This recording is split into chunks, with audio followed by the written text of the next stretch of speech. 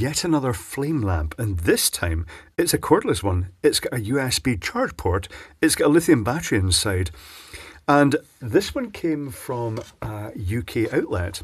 It's obviously a Chinese seller, Kang Xiaoming, and it costs £5.60, which is reasonable enough for something that is rechargeable. It's shown in the listing as having the little hang hook. Mine doesn't have that, unfortunately. That was a bit disappointing, but it doesn't really matter. I got it to take to bits anyway, which is just as well because it's faulty. When it arrived, it came with this little rubber ring round the end, which is probably to protect the button or to stop it if it's being bumped about, to stop being turned on inside the packaging. It's worth probably just leaving that rubber ring on. I tried to take it off and it's kind of sticky and leaves residue, so it's not easy to get off. It also means that if you place it into something, it's less likely to be turned on accidentally or turned off accidentally. However, when you turn it on, it's a clicky switch. Sometimes it works, as it's doing here, so it's got that sort of the classic flame effect.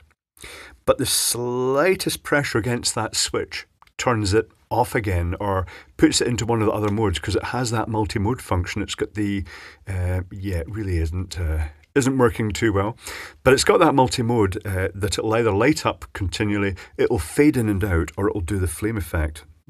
There's it doing the, yep, okay, so that's the pulse, the modulating sort of ramping up and down. Let's open it. That's what we do. It's one of these housings that's commonly used in a variety of lamps. So they've got a screw-off base here, so I can get that circuit board out, in fact. Is this going to come out? Let's see if I can pull all the wires off accidentally. Oh, that does come out. So there's the switch. Oh, there's the problem. It's got a dry solder joint, not a dry solder joint. Has it broken off completely? No, it looks as though that's intact. So the problem is this solder joint. Oh, that's easy fixed. That's good. But too late, we're taking it to bits. Let's take the front off. It's got the classic of these lights now. They've really evolved. It's got the classic scroll of material, which has all the circuitry on one side, then it's scrolled round onto itself. And in this case, they seem to have soldered it on with these little, what I guess you'd call these solder rivets.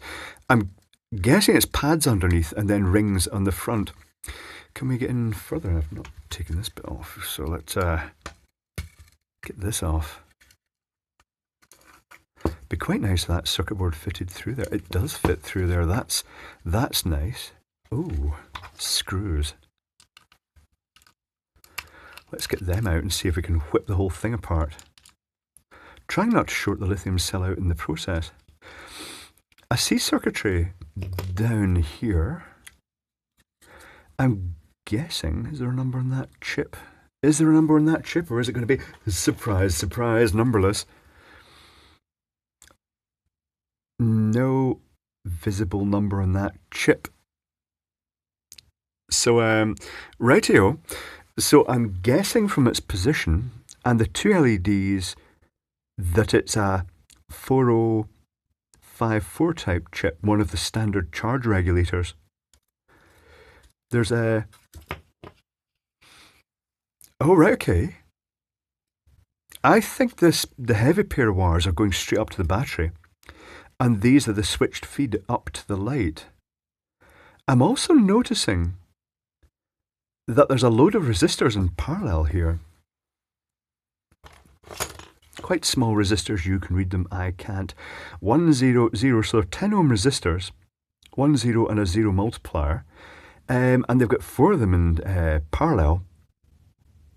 So that's roughly 2.5 ohm. That must be to limit. I don't see an inductor in this. I'm guessing, is the circuit running directly at the battery voltage? I guess it might be.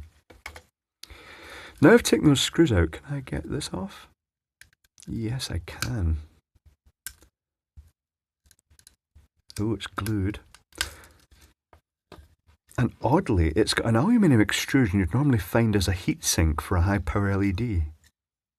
It's a shame this circuit board doesn't pop through here. I can disconnect the battery. This might be a good idea. Let's pull the wiring out here and disconnect the battery before I go any further. Yes, that is the battery. Excellent. Is that the correct type of connector. Is it? Heck, they've just jammed two completely different connectors in here. So make sure you get the polarity right in that. Right, tell you what, I'm going to get the soldering iron on, I'm going to let it heat up, and we'll try and desolder these rivets and get the unit out. And while I'm doing that, he said, just randomly pulling a bit of glue off, I shall resolder the switch contact as well. Right, okay, so I'm just going to pause while I put the iron on. The soldering iron is hot, the switch has been fixed, and before I go any further, I thought it's worth mentioning that this is a little ball bearing tilt switch. If I shake it, you can hear the ball bearing rattle inside it. And if you look at the LEDs in this, you'll see that not all of them light at the top. It's got the usual repetition of pattern around it, that it repeats the same group of LEDs 3 times to create this sort of circle with the minimum number of LED channels. But when you tip it upside down, that little ball bearing shorts out a couple of connections and it inverts the effect. It's not the most reliable way of doing this. Mercury switches used to be really good for that, but of course they are frowned upon now. I've got Mercury switches somewhere. That's not them.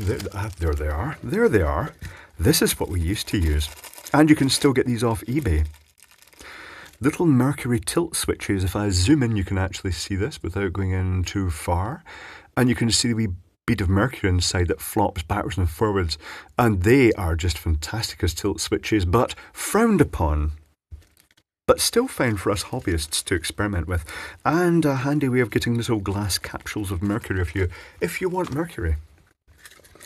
So let's disconnect this again with its completely mismatched connector. And let's try and desolder this and unwrap it. So I'm going to flow some fresh solder on. That solder was not easy to melt in the switch. It was that typical high temperature lead free stuff. Oh, this is actually self-desoldering, I think, because it's so springy. Okay, that's one more or less off, I think. Oh, it's got little lines. I'll show you this in a moment. Here we go. So this is glued down here. That's not so thrilling. Oh, right, okay. Let's unroll our little mini LED video wall. The lithium cell is glued to this. Now this material, it doesn't look like the classic circuit board material. It looks like almost some like plastic film, like a Kapton film, the sort of high temperature nylon-y type stuff. And it's got the common arrangement here. I say common arrangement, a really common arrangement. Each group of 3 LEDs has its own resistor. The resistor value. Oh, nice placement of the LEDs. Oh, so many of the LEDs are squint. Maybe it's just quite a difficult material to actually pick and place on. Oh, those resistors have the value of 0. They're actually links. So we've got 1, 2, 3, 4, 5, 6, 7, 8, 9 transistors here. Is this multiplexed? Or are these all going to common? I get the feeling, hold on, let's get this, let's try and get this lithium battery off without damaging. I'm a bit cautious about, I don't want to damage the circuit board. I probably will end up damaging the circuit board. That is glued on quite tightly. Let's just leave that lithium battery on then. So we've got a little microcontroller here. It's divided into 3 sections. There's usually, I'm going to power this up again. Let's see if I can just randomly keep powering it up until I get the connection on the wrong way round, since it is not polarized. And we'll try and work out, roughly,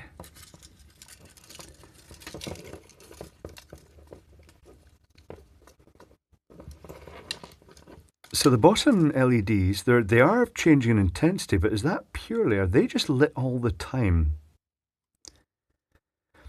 I think they're controlled by a transistor. Of course, they would have to be, because when you tip the tilt switch up the other way. It's kind of not working now. Oh, right. I wonder if some of the LEDs, they must be controlled. They're not just lit all the time. So I'm thinking, based on how many circuits we've got here, that in the previous ones it was staggered as pairs. Hard to say. They do appear to be sort of staggered as pairs here. But there aren't enough transistors for that. Almost like it is multiplexed. Some of these units have had lots and lots of circuitry. Tell you what, I'm just going to pause momentarily while I try and trace this out. Okay, it is thoroughly reverse engineered. I'm just going to focus down onto there now. That's better. So no great surprises except for one. There was one significant surprise. It took me a while to work that out. Let's start at the lithium battery. Well, let's start at the matrix on here. So I'm going to zoom down on this so you can actually see it better. We have a row of 6 transistors here, and I've put red dots to them. They are Pnp transistors, just standard transistors, and each of them runs one of the rows. There are effectively six rows along here, and then there are 3 columns. And this is duplicated. What's in here is the same as in here. If I bridge the LEDs here with a power supply, because they're all in parallel, these LEDs will come on together as a pair. These ones will come on as a pair, and these ones will come on as a pair. And that's why it's got all these 0 ohm links. It is a grid of LEDs. And the other axis of that, the negative, is switched by little Mosfets. Let's start at the power supply here, the charger. It's based on a standard sort of 4056, as we already deduced. This diode threw me. It's not connected to anything. I'm guessing it's a mechanical block just so they can align it in the unit. That's the only thing I can think of. It must purely be to allow it to be lined up in here somehow. That's odd. That's very strange, but hey, it works. It's just a packer. It's the first component they could find that was the right size, so they just stuck a diode on it. Other than that, in this circuit board, we've got the chip, we've got a couple of decoupling capacitors, and we've got a 1K resistor that sets the charge current, and that is it. The 2 LEDs here are driven directly from the chip, and they just indicate charging and charge completed. It's the standard power banky type charge thing. We've got the 4 resistors here that are in parallel, and at this point we can duck down onto the schematic. Let's no, actually that does kind of fit in, doesn't it? I shall shimmy it in like that. That works. So what do we have here? We have the lithium battery, we have the charge circuit here, we've got the switch, and the switch then switches through that cluster of 4 resistors to limit the current. The 4 times 10 ohm in parallel equals 2.5 ohms, and that just supplies a current limited supply from the battery to all the LEDs and circuits and everything. The microcontroller derives its power from the LED supply by simply having a 1 ohm resistor and a capacitor just for sort of decoupling effect. And that gives it a nice smooth supply. It just depends on the supply is just right for the LEDs. Take into account the slight on-state resistance of the transistors. It just basically, it will get dimmer as the lithium battery goes flatter because it is relying purely, the voltage isn't being boosted. It's just that starting off 4.2, gradually dropping down until the LEDs are really dim, at which point you'd probably want to charge it anyway. There are 6, I've only drawn 4 here, there are 6 Pnp transistors. They're marked Y2. Each of them has a 100 ohm base resistor, and they're each driving the row of LEDs. Then the negatives are being switched. They're switching to the positive. The negatives are being switched by Mosfets. The little Mosfets are A2SHB N-channel Mosfet, really, really common. And it's got a 10K resistor to pull the gate down to the negative rail to keep it turned off, and it's turned on by this 100 ohm resistor again. I guess they just chose that as a standard value. They could probably have driven it directly, but they chose 100 ohm. Maybe they're using those as links as well to jump over other tracks. But it's driven direct from the microcontroller, and the microcontroller itself must be using a brownout detector, something to detect when the power has been turned off and on again in quick succession, because When it's turned off, the LEDs will go out straight away, but the voltage on that capacitor will still linger a bit because the current the microcontroller takes is very low.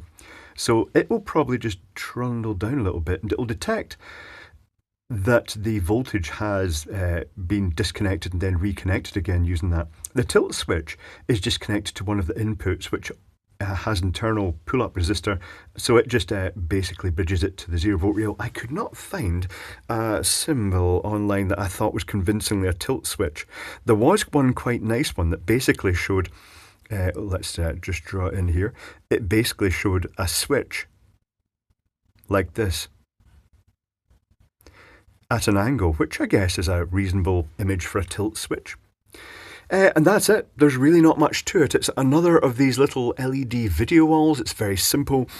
The same circuitry is probably used in the mains voltage lamps, just with a power supply, a current limited supply driving 4 or 5 volts to it, and just relying on well, it will be current limited, so it just pulls down. There'll always be a certain number of LEDs on anyway to pull that down. And that's it. Fundamentally a very simple design, and it's using that classic diagonal pairs of LEDs. And the only difference from a traditional lamp LED, well, is there such a thing? A traditional flame lamp is that usually at the top they'd have a cluster of 3 LEDs at the tip just for that sort of peak of light at the top, but they've not got that here simply because it's got that little tilt switch there that allows it to operate one way up or the other. So it is just basically a little triple video wall, a triptych of a 6x3 array that displays the patterns of flames and changes that pattern according to tilt switch. Little generic microcontroller, no number, no great surprise. Very simple circuitry and just pretty much using standard components like this intriguing use of a sort of LED heatsink module just as a base to wrap this circuit board around. Other things worthy of note, these long lines here they've got. I wonder what these pads here are for. You know what? I don't think they would do that. Theoretically, would that work? What would happen if you physically cut this off? Would these other 2 modules work? I reckon they would. I don't know if it loops back through that. It's quite nice in the back. It's quite visual. So I wonder what these little solder points here are for. Because normally you'd expect this to roll round. In this case, it rolls round, and then make sure I don't short the battery out here. These holes here with the basically solder pads just go onto these long slotted pads so that they've got a bit of play to actually wrap this round and sort of open it or close it. It's very neat. It's the design is evolving to the point I don't think it could get much simpler now. It's very nice, very smart. I do like these a lot, and this little rechargeable one is actually really quite nice. Just when I thought I was finished, I thought I'll do some more tests. There it is. You can see the identical 3 sections of the pattern. I've hooked up to the bench power supply. I've got the lithium battery here. We'll take a look at that afterwards. This is set to voltage. If I stick the thing on here, the voltage is going to be bouncing up and down a bit because of lead resistance and because of the wavering load. So I'm getting about, actually I'm getting less than I was expecting, 3.4. So let's turn that up to roughly to display, oh no, of course not, it's limiting with the resistors. Oh, actually it's not limiting with the resistors because I'm just running it straight to the bench power supply, but at about 4.2 volts it is showing about 200 milliamps. Actually, you know what? Oh no, it is. I've got this connected to the battery here, so that is effectively limiting. That is the voltage you're getting across the LEDs after the resistors. I'm talking crap, that's fine. I do that from time to time. So the voltage we're getting across here is about 3.4 volts, and that's the combined LED voltage plus the sort of the switching circuitry. And as I turn the voltage down, it would be interesting to actually see what it is on the pre-resistor side. If I turn the voltage gradually down, it suddenly does this. It builds up, cuts out, and it's like as the load is increasing, it's pulling the voltage down. So let's see what voltage that is. Let's probe the input here. Oh, that's 3.1 volts. Does it actually use the processor? Is it maybe tripping out at 3 volts? And it's using that to, well, cut off before it starts over discharging lithium battery. So let's keep turning the voltage down here. And as you turn it down, it builds up less in the LEDs before it reaches the threshold, it trips out. And by the time it's just cut out and it's not doing anything, you're down to about 2.5 volts, which is the absolute minimum. That's the point a DWO1 would normally cut out in a lithium. So I wonder if they're actually using that, a voltage threshold detector in this, to actually protect the battery against over discharge. That is very, very neat. I'm liking that. Let's take a look at the battery here. Let's turn this back on and just gently, oh, actually I've just popped all the leads off, have I? No, I've not. There we go. I'll just pop that up there just for dramatic effect. Let's take a look at the, is that just going to be annoying now? Yeah, it's all right. The lithium cell has got heat shrink round it. It looks like one of the lovely shiny new blue ones, but it's got little creases in it. And when I've seen that in the past, I could be wrong. I might just be imagining things here. But in the past, that sometimes meant it's been a recycled cell. That would be interesting to find out. It's not a bad thing if it is. Oh, look at that, look at that. It's got heat shrink under it. Or have they just shrunk over existing heat shrinks? It does look fairly new. Have they just shrunk over existing heat shrink? Oh, this looks new. That looks okay. Yeah, this looks fine. The ripple there was just, they've put an extra layer of heat shrink over an existing one, just to keep these wires neatly and in line to make a little module. That's absolutely fine. So it's not even a recycled lithium cell. That seems quite nice. I mean, it could be, but I doubt it. I don't know what the capacity of this is. I'd have to do a full discharge and charge test to do that. I'll make a wild guess it's going to be 1 amp power, but if we're lucky it might be 2.2. I may test that. But in the meantime, that concludes this video. So if you thought the video was crap, remember to give a big thumbs down, particularly all the mistakes I made in it. If you thought it was nice, give it a thumbs up. And see, I'm doing this thing. If you've not already subscribed, you might like to subscribe. See, I always feel really awkward to say that. I'm not going to do it in every video. I'm just going to do it in ones like this one that turned out actually quite well. So yeah, there you go. The rechargeable flame lamp, it's actually pretty good.